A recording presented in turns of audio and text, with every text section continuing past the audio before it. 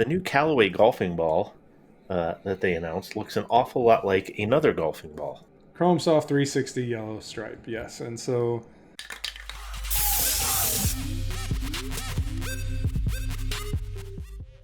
What is up, everybody? How you living? No putts given. No sunglasses today. The eye's a little bit better. Still a little sensitive to the sunlight. So if you see me, doing this a lot, that's why. I'm not winking at you, Tony. Don't worry. don't don't worry about that. It's the best week of the year. Can we be honest? Masters week. Isn't this the best week of the golf year, Tony? Agree? Disagree? sadly it probably is, yeah. Sadly. Sadly, no. It's the tournament everybody wants to watch, but as I've said, grand scheme of things, it's not what it ideally would be. It's not what it has been. So yeah, just kind of is, I guess. Yeah, it's like the Great Awakening. So we'll talk some Master stuff picks.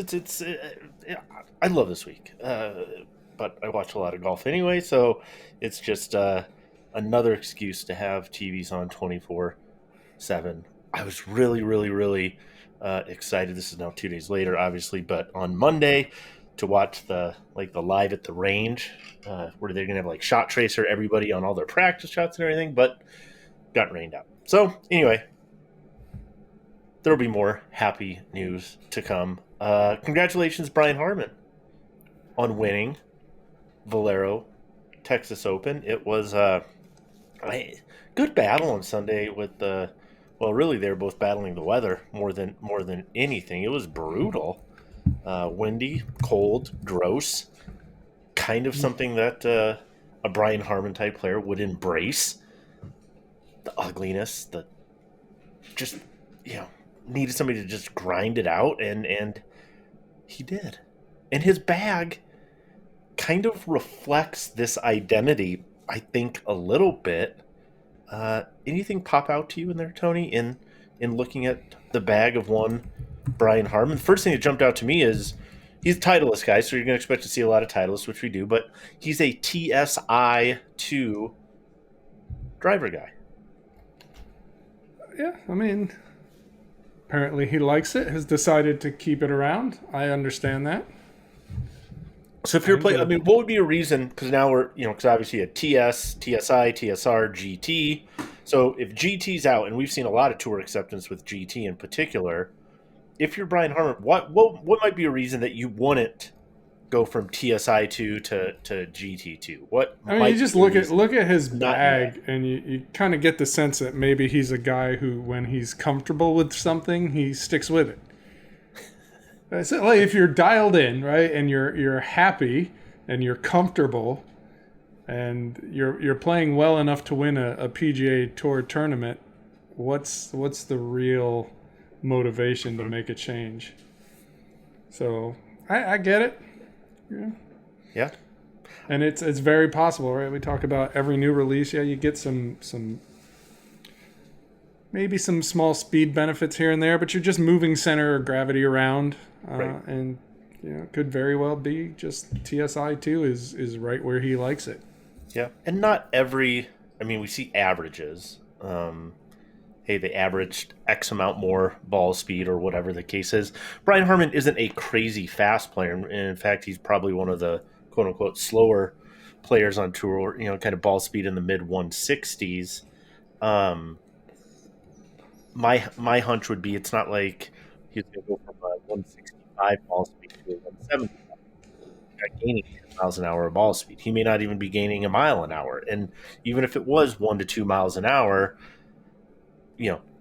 does that potentially offset or negate some of the benefits that he has in terms of that, like I said, comfort with it and what it does? The interesting thing will be see, okay, if it does at some point in time, you wear through a driver or it wears out or something cracks or breaks. That's inevitable with any product out there. What does he replace it with? That would be interesting. I would think when the time comes, it'll be GT, or if it's, a year and a half from now, the next thing. But again, at a certain point in time, it becomes more about the golfer than the club. And, Sure. Here we are. Yeah. Yeah. Fairway Woods TS. So the first Fairway Woods in the Title Speed Project emphasis or era. Not surprising to see old Fairway Woods, older, but again, kind of what you expect from, like I said, it makes sense throughout his bag. He plays what he's comfortable with, and what he's comfortable with seems to work really well. Why change? change? We talk about this all the time, and then we've got an article coming out here. I think I'm having trouble finding it at the moment, refinding it, but it's basically about the oldest clubs in play on the PGA Tour. Yeah. And with the exception of Tony Finau's Nike driving iron, they're all fairway woods. Yeah. All fairway woods. We've talked about this before. It's if you get one you're comfortable with and you can hit well and all of that, keep it, leave it. Mm-hmm. But his putter. We got to talk about his putter because he had played that the big OS, the TaylorMade OS putter. I mean, the thing it did look like a toaster on a stick for a long time, and again, he was a good putter, maybe streaky, but notice that he was really struggling in that 10 to 20 foot range. So he identified a problem, saying, "Hey, man, I'm hitting the ball great, hitting a lot of greens. I'm giving myself a lot of looks. Inside 10 feet, pretty good." And we see this in our testing too, right? That if you can increase a make percentage in that 10 foot to 15 foot range, that's where you're going to see a lot of difference, right? In terms of, man, this putter really performed better for me, because past 20 feet, you're hoping to two putt. Inside 10 feet, a lot of ways to make a lot of putts. You don't see that separation. 10 to 20 feet. Yeah, I would say even 8 foot, even a little closer. But yeah, that's where we see the separation. We've done years of putter testing, and you do have some standouts at either end. But in our testing, our short putts, 4 to 5 feet, we expect golfers are going to make about 75% of those. Yeah. And likewise, when you move out to that 20-foot range, we expect that guys are going to two-putt about 75% of the time. And then when you get in that middle distance, it really is close to 50-50. So if you can differentiate yourself there, it really adds up. So. Yeah, and what's interesting to me about the putter, two things. One, it's the ZT model. So this is a TaylorMade Zero Torque ZT. It's their version of this torqueless putter design category, which will be still listed as proto, whatever. It's there, but Brian Harman's process is so not like, hey, I want to be on the cutting edge of what's coming out with putters. His quote about the putter was basically, yeah, picked it up on Tuesday, tried it, liked it, was rolling it pretty good, so I put it in the bag, and he's like, yeah, there's letters and numbers and some stuff on the bottom. I don't really know what it means, but it was, so for all these different things and ways to test, and there's certainly guys that are, have different processes, but his process was basically, it felt better. I think it's going to help me in an area that I'm currently weak. Loved how it rolled, paid a lot of attention to that, boom. And you see, right? Talk about not being invested in the technical details, not deep dive on any of that. He's like, I tried it and it worked. And so, when you go back to the original question about having a TSI2 in there, right? Well, tried it and it worked. It's good. Yeah. Sometimes we overthink things. I know I'm certainly guilty of that. I think, so to me, it's refreshing to hear like, hey, I liked how it's set up. I like how it looked. Yeah, there's a performance element there, no doubt. He needed something better in that 10 to 20 foot range. Absolutely. But like, hey, I love the performance. It did what I needed to do. I'm not worrying about, okay, does it have 30 degrees of toe hang? Does it have 28 degrees of toe hang? Well, this is a zero torque model, so unlikely that he put it through those paces of like, well, I could feel... I guess I just like the simplicity of his process, and if it works, it works. So, good for you, Mr. Harman. Speaking of putters, are blade putters dead? Or is that a bad way to ask the question? That's probably a bad way to ask the question. They're not dead. I love blade putters. But what? I think it is fair to say that they are fading in prevalence, usefulness, even. Yeah, I think it's a reasonable comparison to draw to blade irons, where we've kind of reached the point where the tour has by and large moved away from them, and while there are still guys that are going to fit into them, I think the world is catching on to the benefits of mallets, or has caught on finally. Yeah, I mean, I guess, and part of this coming from looking at our putter test, we break them up into different categories. Obviously, we have blade putters, we have mallet putters. This is the first year we'll have the great torque off putter test of 2025, the zero torque models. I look at different guys, whether it's tour players or the best players and golfers that and it just players and golfers seeing fewer and fewer and fewer blade. Like I said, do you think they're becoming increasingly irrelevant in the world of putters? Like I said, there's always going to be guys who flock to the blades. It's what they've played their whole life with. And we've talked about this in other categories, and how what you grew up with, to no small extent, influences what you continue to play. So when we look, I think a really interesting example is grips on the PGA Tour. So, Tour Velvet still number one, but that grip has been around forever. A lot of guys have played it forever, almost as long. And when you see kind of the newer generation, you're seeing more of like the multi-compound, the MCC stuff, even some plus fours there, where that's what the younger guys grew up playing with. And so that's, as guys matriculate to the tour and others retire and move on, so to speak, it's kind of the equipment of their youths, if you will, kind of follows them along. And I think along those same lines, like mallets have now been, for the longest time, right? A mallet was a straight back, straight through putter. And if that didn't work for you, you didn't really have options. And then probably the last decade, certainly the last half decade, we've seen mallets evolve to fit every stroke type. And now obviously we've got the whole zero torque conversation. Yep. And so mallets have evolved to fit more golfers. And with that, the need for blades, I think, has faded quite a bit, because much like a blade iron, it is less forgiving. You do get punished when you miss that center of the face or hang it open. And everybody says, oh, the tour players don't do that. Well, yeah, they do.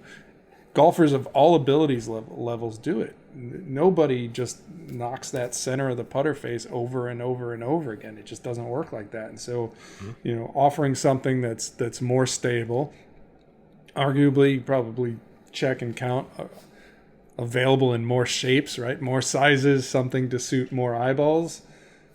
It just makes sense to me. So I think it's just going to continue to decline. And when we were kind of looking over the results of our blade test, and I'm not involved in product acquisition for testing necessarily, right? And so to just kind of look down this list and go, these are all nothing exciting here, really.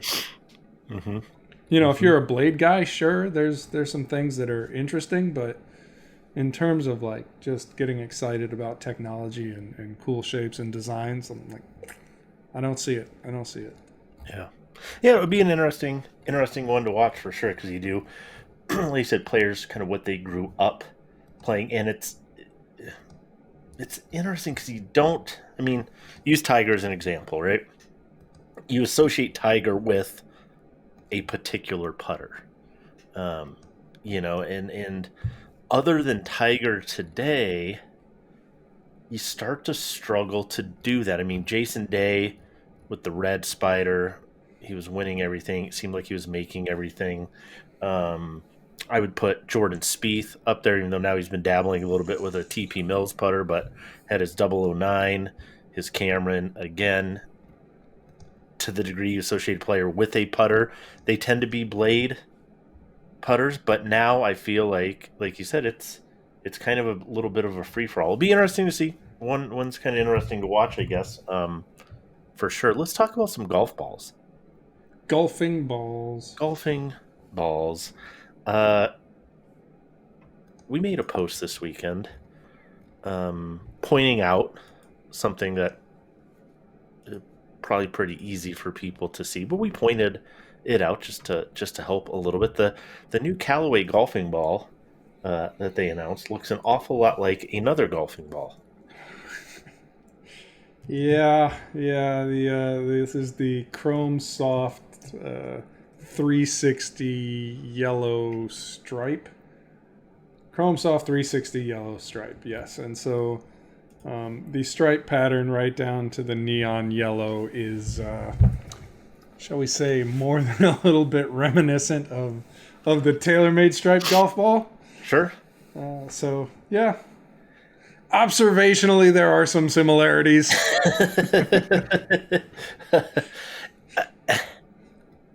My question isn't, do they look similar? Did Callaway basically take cues and say, hey, let's do effectively kind of the same exact thing? They knew exactly what they were doing. They picked the color on purpose, all that kind of stuff, etc.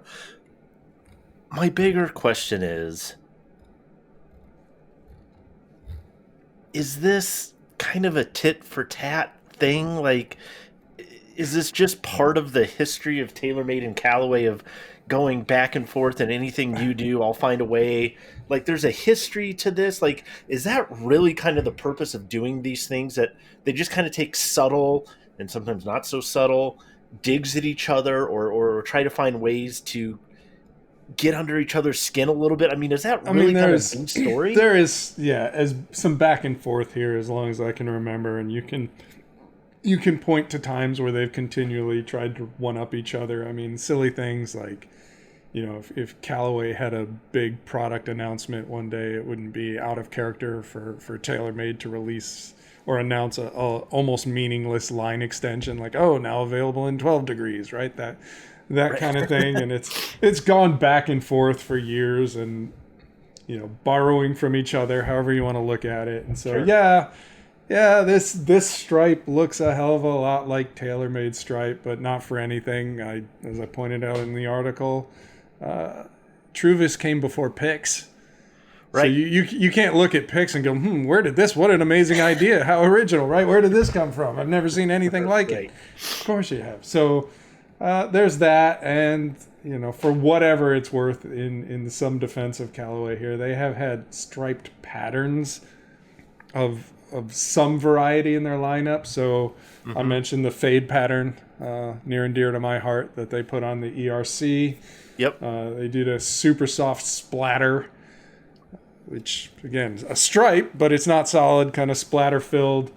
And of course, right, they recently did, within the last, I think, year, maybe, yeah, I think the 360 triple track. So essentially triple track in a full stripe form. So it's been around, but just kind of like just releasing it in the signature neon yellowish green, whatever you want to call that color.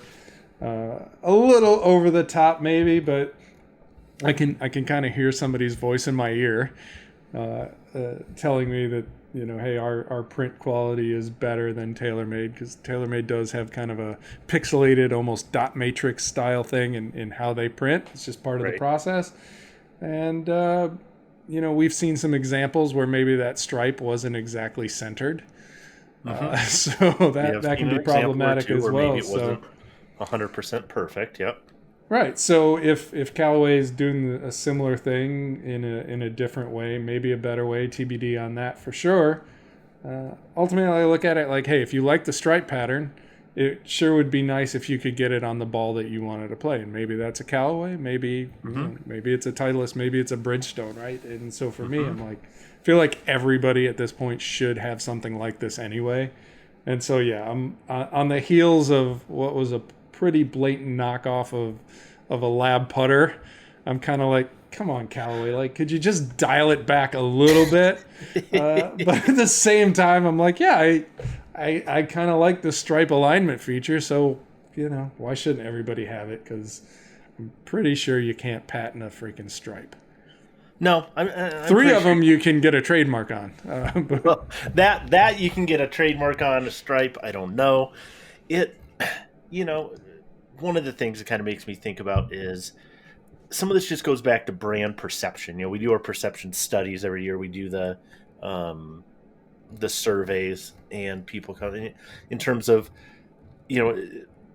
people sometimes they'll get into discussions like, well, why do you think that about a certain company? Why do you, see Ping as engineering focused? Why do you see X as technologically advanced? Why do you see Y as brash or arrogant, and all these different terms, right, that we use in there? And I think sometimes we don't stop to go, okay, what might be an example of something a company could do or not do that might change or might impact somebody's opinion, even if it's kind of latent. It's not necessarily right up front in their mind, whatever. What type of message does that send to the consuming public? And I'm not saying this ball from Callaway does anything necessarily to alter somebody's perception of Callaway or TaylorMade or whatever, but I'm also not saying that it doesn't. And if you are sitting there and you're a new, you're trying to understand, like, hey, in the ball space, etc., what, do I see this? And again, I don't want to make a bigger deal of it than it is. It's a ball with a stripe on it, but does somebody look at that and go, hey, I look at Callaway's metalwoods, and we'll just use our driver test from this year because they were exceptional. I go, wow, I see Callaway as a leader, as an innovator, as a tech-forward company in the metalwood space. And I go, man, this Elite line has been fantastic. It's tested really well. I can't wait to see how the fairway woods test, etc. I see a lot of things there. But then on the other hand, in the ball category, I go, oh, okay. Would they do something like this in the metalwood space? Would they come out with a titanium face but make it look carbon and be like, hey, they would not, I don't think they'd risk it in that particular space. So again, maybe I'm making a bigger deal of it than it needs to be, but this brand perception thing, that's the part that I've been kind of weighing in my mind, and I'd love to hear from people. Does it change? Do you even care? Maybe you don't even care, which, it would be a totally fine and acceptable response as well. Yeah, and again, for me, like, you expect this. It's funny, I'm looking at the photos they have, and if you nitpick, you can kind of make a case that the stripe isn't as perfect as it should be on this one either. But for me, it's again, like, I understand, right? This is a viable design. It has some traction, so it makes sense that it's gonna at some point be replicated, and I doubt Callaway would be the last to do it. Like I said, I hope this opens the floodgate.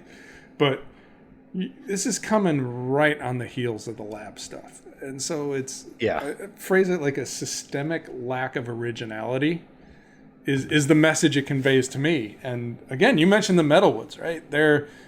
And I don't think you could make an argument that Callaway hasn't been ahead on the AI front, machine learning and integrating that, right? They've positioned themselves verifiably as a leader there. Mm-hmm. And here as a golf ball company, they are still a bit of a challenger brand. So I don't know. Because again, it's not original, but at the same time, it's purposeful. They've done some other stuff that is original, and maybe they've decided, hey, fade isn't viable on a tour ball, right? There's no audience for that except, me. And honestly, I would, if anything, if I'm going to add to my list of gripes, it's that for now, this is only on Chrome Soft. Like, give me Chrome Tour, give me Chrome Tour X, Triple Diamond. Yeah, it's not on the flagship. It's not. So if you're going on, and to me, that's the opportunity almost, because if you look at this type of the neon stripe, right, that for TaylorMade, Tour response only, not interested, right, and then finally, one generation of product later, Stripe hits TP5, and while what they did for the Masters with the Azalea ring is really cool, I would actually like the bolder stripe, not the black and white. So Sure. Give me a bold stripe on a ball I want to play. There you go. That's my point. There you go. There's your 2 cents. Well, there's that. There's releases, and then there's what people buy. I mean, at the end of the day, we track this stuff. We look at it, and when people actually open their wallets, that tells us quite a bit. Maybe not the entire story, but it certainly starts to fill in the gaps. And so we looked previously at cheaper balls, right? We have kind of performance buyers and preference buyers, and people that are buying on preference tend to be buying on what's the best deal available. Performance buyers, this is now where we're talking in kind of that $50 and up category. And so you looked at some sales data, say, hey, what sells best in that area? And were you shocked or no? No, not at all. No, for only a reason like this a little bit. Yeah, I mean, keep in mind, right? So this is the source of the data, which we can't really get into, but the index here is, not every location is indexed. This is a lot of green grass, that kind of thing. So sure. As with any of these, DTC is anybody's guess, and I did kind of posit a guess there. So this is, from the top sellers at your what I would call legacy locations for the most part. So huge surprise. Pro V1 is the number one selling ball in golf. Well, who's shocked? Come on. Yep. Number 2, Pro V1X. Again, who's shocked? And again, this is, to be clear, this is the premium category. So ionomer covers. Yeah, like we're saying, these are like $50 and up, basically, right? Well, I mean, you get. So I looked at it as, anything with an ionomer cover is in this mix, but the stuff that sells best within that category, it's going to be, so you move Titleist to, here we go, Callaway, number 3 with Chrome Soft. Right, right. Which, again, not a surprise, and I don't know if it would be fair to characterize the number 3 position on a sales list as a disappointment for Callaway, but this is that traditional bread and butter has been Chrome Soft since it came out.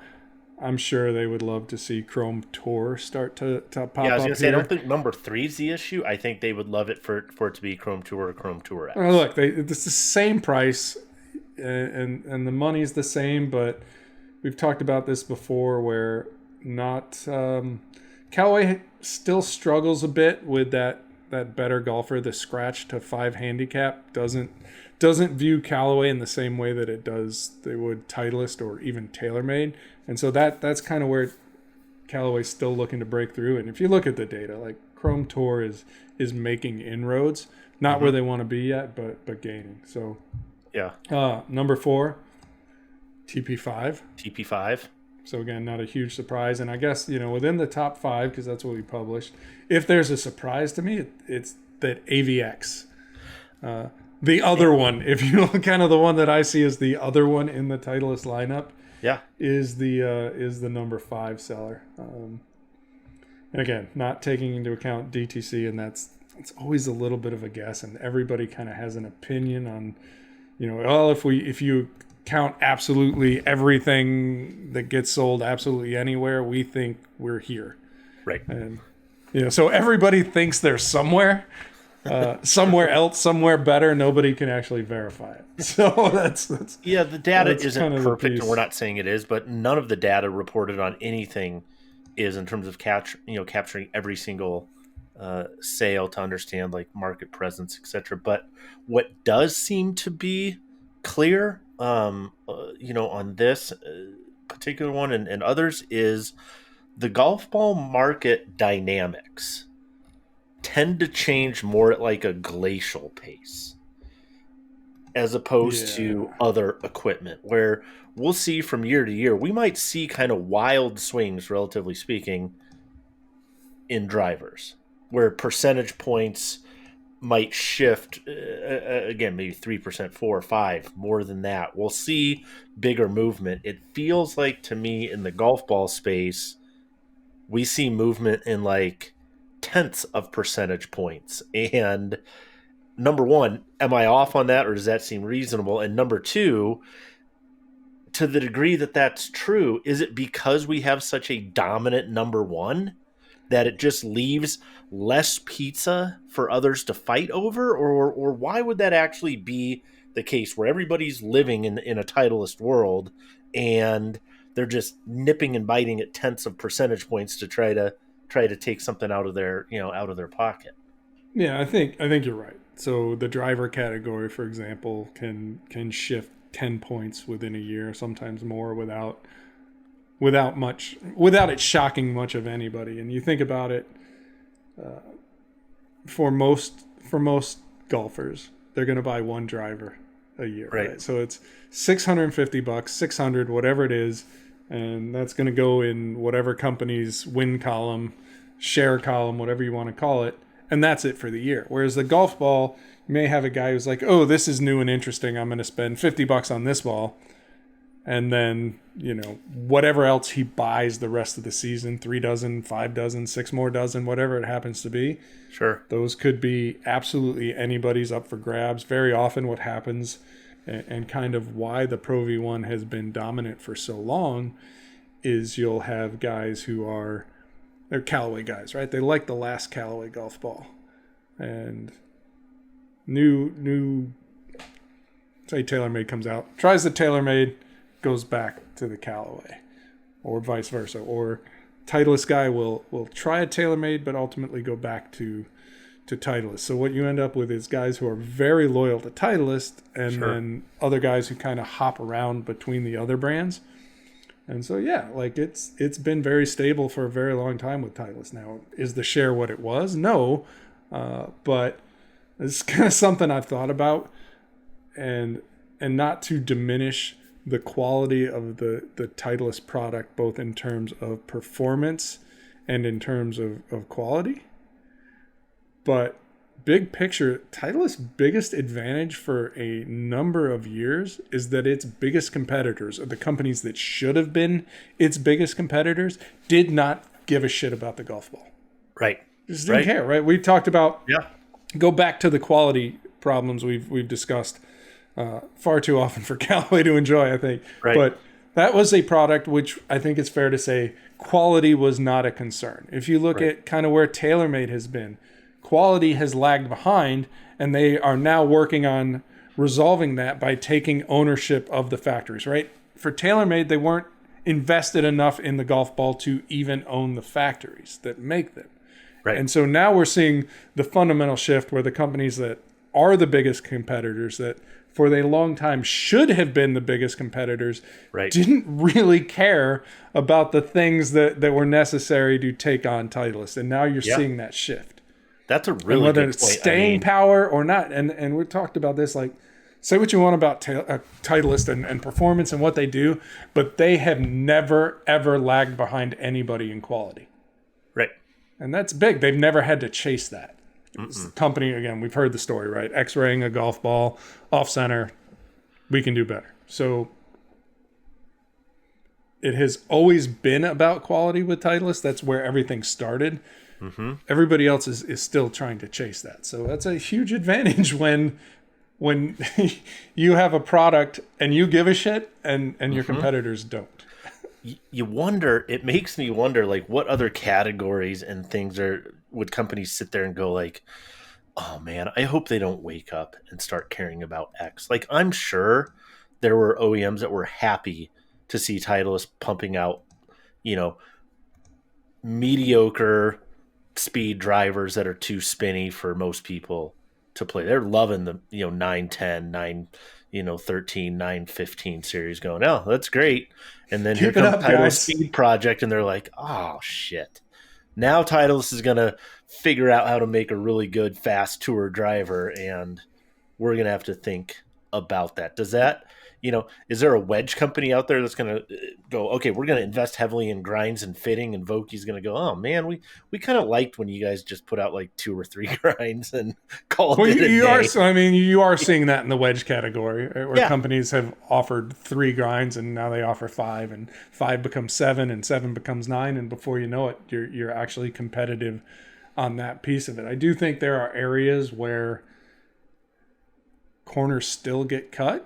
I think, if you spend enough time hitting drivers and just, as we do, like even in the photo taking process, right? They get dropped, they get knocked around, they get banged up, and you start to see, oh, these guys, they didn't spend as much on finish quality and on making sure that the paint stays on them. Or they didn't check for it. They didn't. Right. Yeah. It's getting better, but when you looked at, I guess, what used to be $600-$700 irons and now are anything below $1,000, are we skipping the plating step? Right. We decided that the finish staying on the club doesn't matter if we can hit a price point. So there are things like that still happen. By and large, I think it's getting better across the industry. Like TaylorMade's now, right? They're game improvement irons that finally plated after and they look years. Great. Yeah. So it's little things like that where you may not notice, or you go, oh, these are $100 more, $200 more. What a scam! And you're like, no, there's more being invested to make sure that you actually get value out of that extra money. And there are signs. Last. Yeah, there are signs. Like, it's one of those things you notice, like, okay, this company started caring more about X because, like I said, whether it's through testing or just through discussions, you see different results, or you see different processes, or why a company maybe changed a method of distribution or a place of manufacturing or whatever it was, and you go, okay, that's kind of interesting. But it is Masters Week, Tony, so let's do some picks. Let's finish up with some picks. I have a couple categories here for you, and these are picking winners, talking things, and here they are, so you have a minute to kind of wrap your brain around them. I want blank to win. I actually think blank will win. I hope blank does not win. And my long shot is blank. Long shot. I didn't see that coming. Now I gotta. Yeah, I know. I threw you a curveball. So we'll start with the easy one. I want blank to win. Who do you actually want to win? Sunday, you want to see them on 18 green. That's who you want to see winning. Rory. Complete the Grand Slam. Yeah, it's about time. Okay. I want to see somebody that uses aim point and a long putter. That's all I want. I want to see somebody that plays well, that's in the featured groups, using aim point and a long putter the entire tournament. That's who I want to see win. But I like your answer of Rory. All right. Who do you think is actually going to win? If you had your last $100 and you had to bet it all on one player, who do you actually think? I'd probably bet on a sport more predictable than golf. Yeah, I know. Who do you think is actually going to win? Jason Day. Wow. Why? Why Jason Day? I'm writing this one down. Yeah, it's just a feeling. Like, we know he's been spending a lot of time with his mental coach gearing up for this, so I think the time is right. He's played well there before, obviously. He has done those things.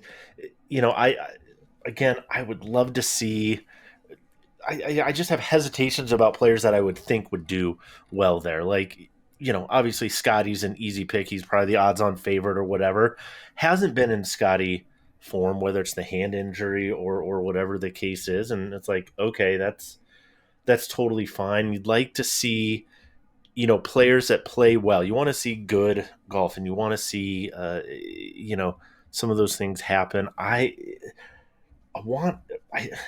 really think, and as much as I hate to say this, I think it's going to be a player. Well, I don't hate to say this. I like to say this. Somebody who's come close before and has learned, is going to put that together. It's going to be Xander Schauffele. I think he's going to put it together. Someone who's come close. I kind of thought Ludwig, Oberg was going to be my other one just because he finished second right out of the gate last year. I'm not calling that beginner's luck at all. He just hasn't been in quite the same form. Missing the cut this last week, I don't think is great. Who knows? He'll probably surprise me and win, but that's who I'm going with. I hope this player does not win, because I know you've been thinking, who do you want to like? It's like, oh man, really? Yeah, I mean, I'm trying to decide which would be worse, Phil Mickelson or Patrick Reed. Which one of those would bother me more? Phil Mickelson. Oh, Phil? You don't want Phil to win? No, he's insufferable. Like, he has become, if you watch anything he does now, like on course, the way he looks like the first part, like the first scene in a commercial for a new drug to treat midlife crisis. Like, that's how I feel about Phil right now. Okay. And so I'm gonna go with Phil. I think yeah, for me that would be even worse than Patrick That Reed would at be this it. All point. right. I'll take your Patrick Reed answer. I remember watching it and again, you know, not just picking on the live guys. Someone can say, "Oh, you're just picking on the live guys." Well, there's a reason they're unlikable. In so many ways, and I just, I just really don't want to see it be Patrick Reed. And it's not so much just Patrick Reed, but of the whatever other, let's say 25 to 30 guys that can actually win this tournament. I know there's many more that are playing, but I I'm not really thinking that this is going to be Bernhard's year. I don't think he can Oh, that would actually be win. so good though. It'd be in his 41st Masters to uh, go out on top as he anchors that putter all the way around Augusta. That'd be amazing. You know, there's so many people that I would love to see win, and Patrick just isn't one of them. All right, let's finish up with this. What's your long shot? You make this one, you're going to pay off the house and be like, all right, here we go. Do you have a long shot? Oh man, like One. it's. How about Terrell Hatton? Oh, okay. Yeah, he's like a medium long shot. Yeah, but yeah, I mean, if you want to go long shot, no, that's long enough because that's not in my Max top. Homa, right? Max, yeah, yeah. Max fires his caddy, or his caddy fired him, whatever. Uh, Going through obviously equipment changes, swing A changes, thing. coach changes, He's all these going through changes. some things. He is going through some stuff. Puts it all together. Magical week. It's the panacea, the fountain of youth, the cure for all his ills. Max Honma wins. I put Daniel Berger as my long shot. I feel like he's fallen off the radar enough. Obviously, struggled with some health issues. Half this field is off the radar when you really get down to it. Yeah, yeah. Give me Daniel Berger. I wonder, like the Masters is funny because you have years where it seems like everything is on script, and a guy that you expected to be there is there holding the last putt on Sunday to win it. Like Tiger, maybe. And then other times you get Danny Willett. And so some years it's Tiger, some years it's Danny Willett, some years, right. And I guess we'll have to see what kind of role the weather plays too. People always mention, obviously when Zach Johnson won his strategy laying up on every par five, but that wet year was also really kind of cold and wet, and that obviously we had a wet start to the week, but how the course plays, and that will be, no doubt a factor. But because of that, a lot of things can happen, right? I mean, Charlie Hoffman could be leading after the first round with his typical 66, and he gets everybody all excited. And Freddie Couples shoots 1, 2, 3 under, and we start talking about, oh my gosh, what could happen? And then things shake out, and Thurston Lawrence ends up winning it all. So I was why not? Thurston Lawrence. It's as good a name as any. Or right, it could be, Bryson goes out and obliterates the golf course. You just don't know. Like either thing could happen. Yeah, and I guess that's what I love about the Masters to British Open, the Open. Well, when we talk about that, no doubt, because the weather can play such a large role there. But just even if the weather's perfect, and the course plays exactly as intended, you can get such a wide range of winners. And hey, it could be Angel Cabrera, who Jay Wall pointed out there's nothing more on brand than him winning the week before using a jailbird putter, from Odyssey. So it could be return of the Cabrera. I mean, that's who knows? I can't wait. I love watching it. I'll be glued to the TV with both my eyes, even and glued with 1.5 eyes open. Yeah, all week long. Whew. And it's April. I love it. You have comments, you have questions, post them below. Let us know what you're thinking. What did we say you agreed with? What did we say that maybe you didn't agree with? Let us know that too. You always tend to. Till next time, we out.